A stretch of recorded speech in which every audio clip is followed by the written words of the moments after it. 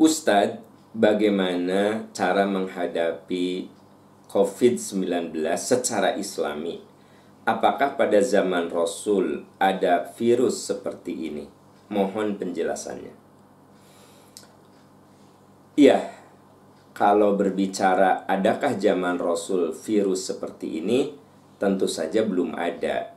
Tapi wabah virus itu sudah ada. Namanya ta'un. Rasulullah bersabda, apabila di satu negara, di satu tempat ada ta'un, wabah, jangan kamu datang ke tempat itu dan jangan kamu keluar dari tempat itu. Ini yang kemudian sekarang disebut dengan lockdown. Jadi artinya diputus dengan cara berdiam diri. Dalam bahasa agama ini namanya ta'un. Ta'un itu penyakit yang sangat mudah menular. Ya salah satunya virus corona ini. Boleh jadi dulu pertama kali ada virus influenza, ya sama juga. Orang sangat takut, ya. Dan virus-virus lainnya, virus meningitis sama.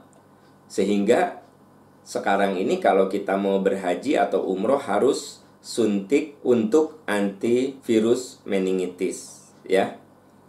Nah, sekarang kan belum ditemukan COVID-19 ini. Tapi kalau Anda bertanya, adakah zaman Rasul hal seperti ini? Jawabannya ada.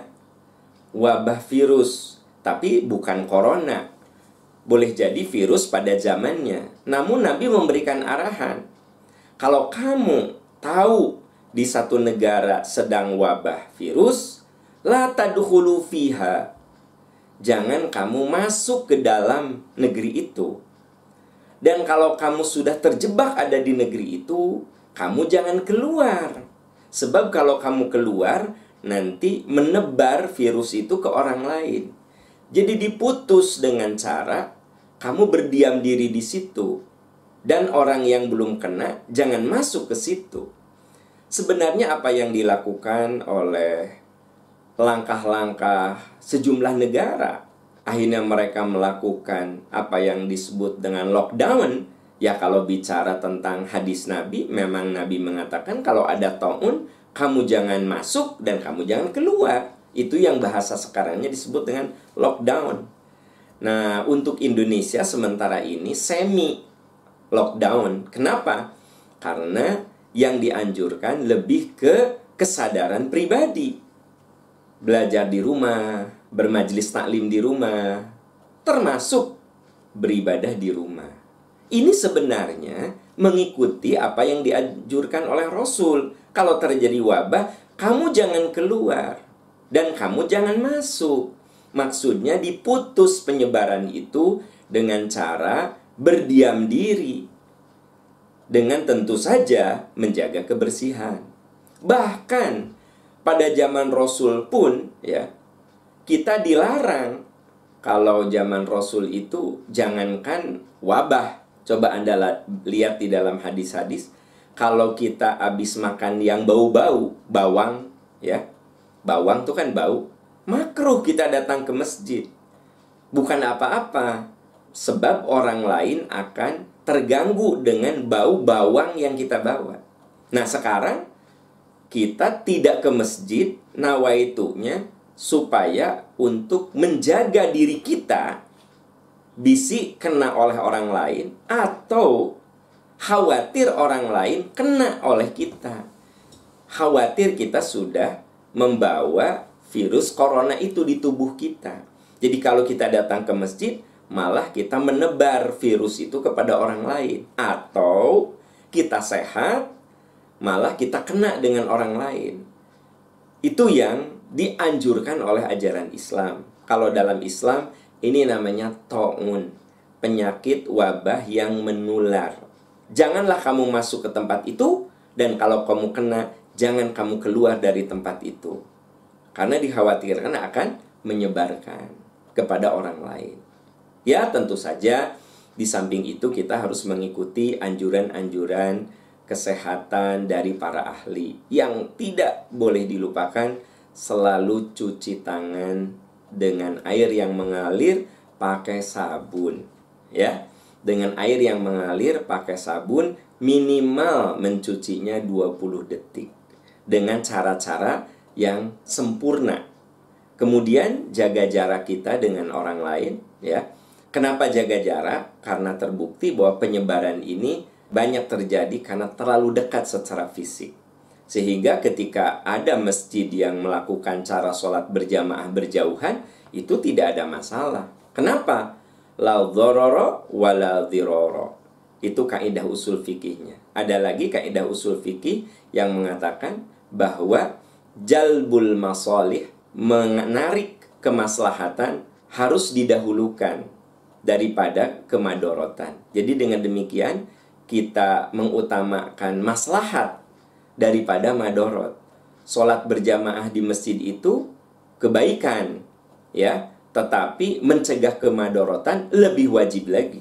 Jadi kita sholat berjamaah di masjid itu kebaikan, tetapi mencegah kemadorotan muqaddamun ala jalbil masalih. Darul mafasid muqaddamun ala jalbil masalih, ya. Darul mafasid, mencegah kemadorotan, mencegah bahaya, lebih diutamakan daripada melaksanakan yang maslahat. Sholat berjamaah di masjid itu maslahat, tetapi mencegah penyakit itu lebih wajib. Ini sebenarnya bukan masalah virus corona.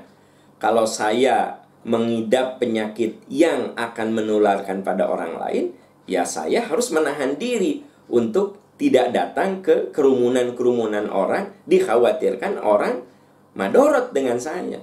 Jadi kalau saya lagi flu, saya tidak datang ke pengajian, saya tidak datang ke masjid untuk berjamaah karena khawatir orang tertular oleh flu saya. Itu yang disebut dengan darul mafasid, muqaddamun ala jalbil masalih. Mencegah keburukan harus lebih diutamakan daripada melaksanakan kemaslahatan. Datang ke majelis taklim itu maslahat, tetapi kalau datang itu akan membuat orang lain celaka oleh kita, ya jangan datang ke majelis taklim. Nah, ini bukan hanya musim corona seperti sekarang ini, termasuk juga di saat musim kita sedang baik-baik saja. Kalau saya misalnya punya penyakit yang menular, ya tahan diri untuk tidak bertemu orang, tidak bergaul dengan orang, karena itu harus lebih diutamakan. Nah, ini sikap.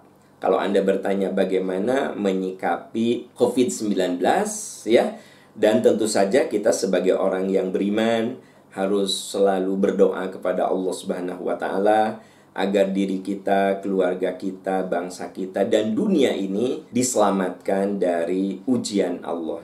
Kita semua bisa melewati hal ini, dan COVID-19 itu harus dihadapi oleh setiap penduduk dengan keterlibatan yang penuh.